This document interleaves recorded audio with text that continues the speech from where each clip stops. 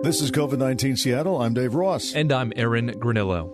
Dave, let's go shopping. Yes. Does that sound convincing, like I'm actually into fashion or anything? I don't know. I'm a believer. Okay, here we go. Nordstrom announced this week all of its 15 Washington locations will reopen by the end of the month. Today's stores in Linwood, Bellevue, and Seattle welcome back shoppers after being closed since mid-March. Now, this news comes as retail sales are rebounding nationwide. They rose sharply in May, up nearly 18%. That's the largest monthly surge on record. CBS's Maria Villarreal went to one Nordstrom store in Dallas as it reopened the doors at least slightly. Employees wore masks and gloves. PPE was available at the entrance for customers, and there was a steady stream of cleaning in every department. These doors aren't open. No. Okay. We are limiting the number of people that are in our building, so one way in and one way out. And that helps you count. It helps us count customers in. At checkout, a shield separates customers from the sales clerk and, of course, more hand sanitizer. Thank you. Everybody wearing masks, a lot of people wearing gloves, a lot of sanitizer around. Some people would say, like, this doesn't feel like real shopping, but is this the unfortunate new norm that we're dealing with right now? Well, I think that's hard to say. I think we're going to be doing everything we possibly can. Jamie Nordstrom, the president of Nordstrom Stores, explains the new normal is a moving target. We might find that some of those things may not be necessary over the long term. Nordstrom's opened up in 1901 as a shoe store, so it was important to them to reopen this department safely. So here's how it works. Let's just say you try on a pair of shoes and you don't like it.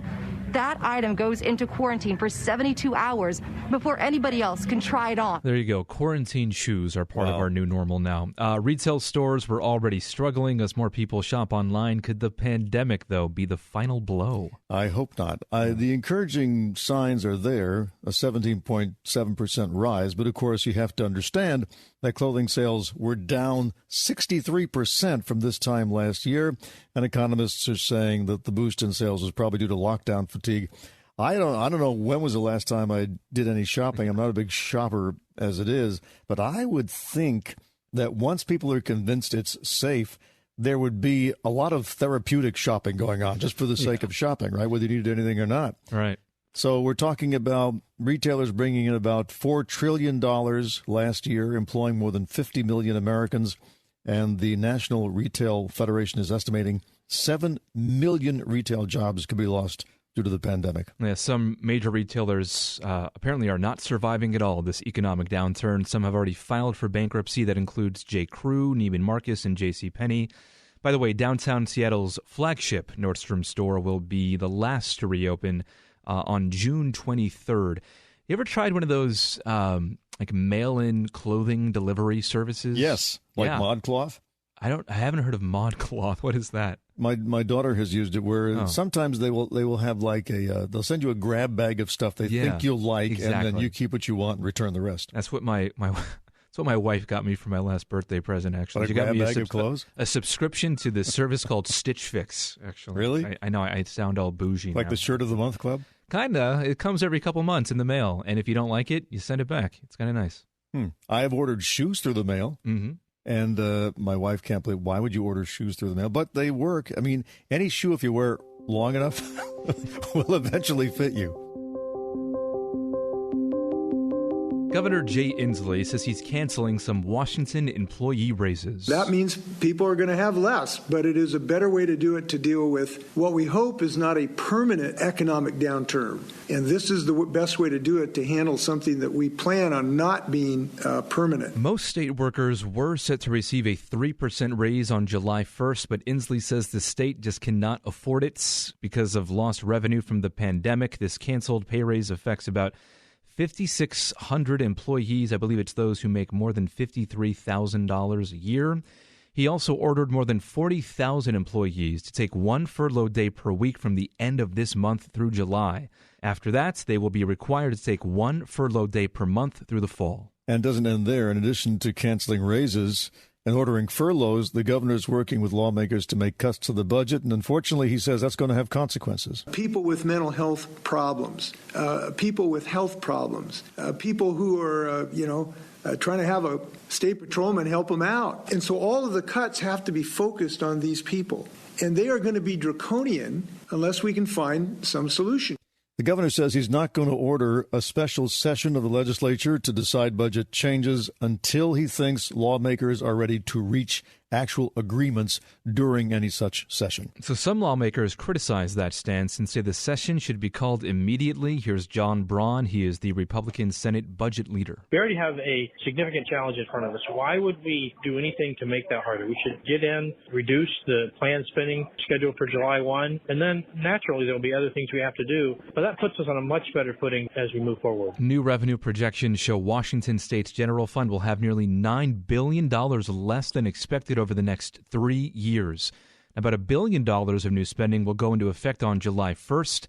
So, is it responsible to make these draconian cuts, as Inslee calls it, to social service programs as people are struggling right now? Well, I don't know if they have a choice, right? I mean, the state, unlike the federal government, can't print money. And if Congress isn't going to be forthcoming with aid to the states, and it looks like that's going to be slow-walked at this point, when you cut budgets, you cut people. Money isn't buried.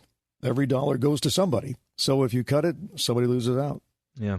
Inslee, by the way, says he wants another relief package from Congress.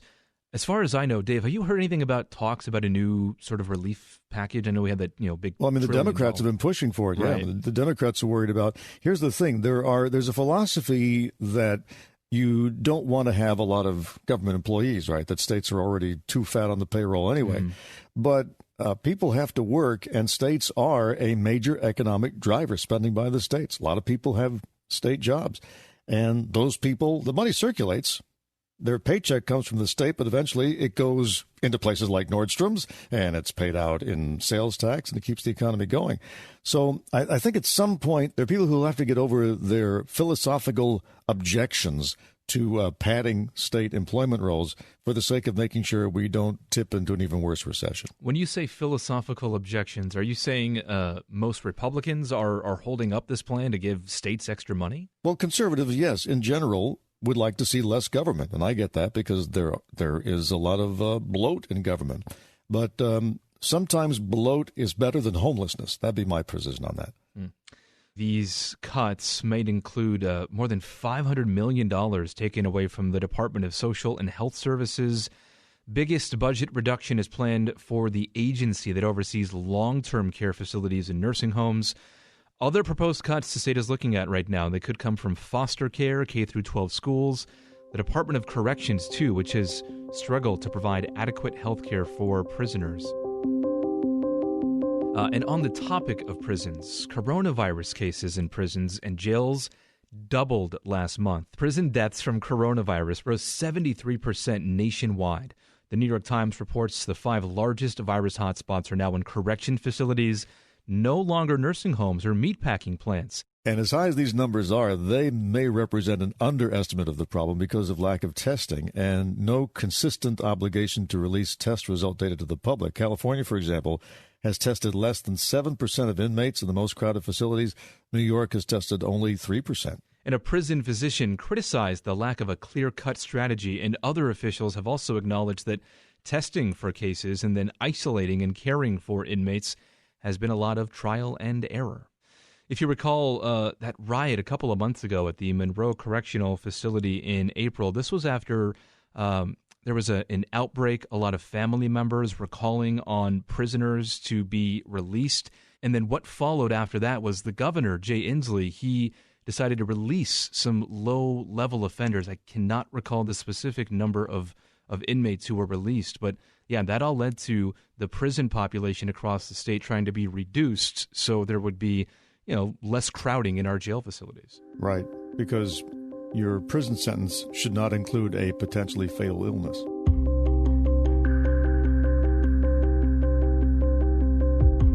We will be back tomorrow and every day after with a 10-minute rundown of the daily local news. You can subscribe to this podcast. You can also find our news coverage on mynorthwest.com or listen live at 97.3 FM.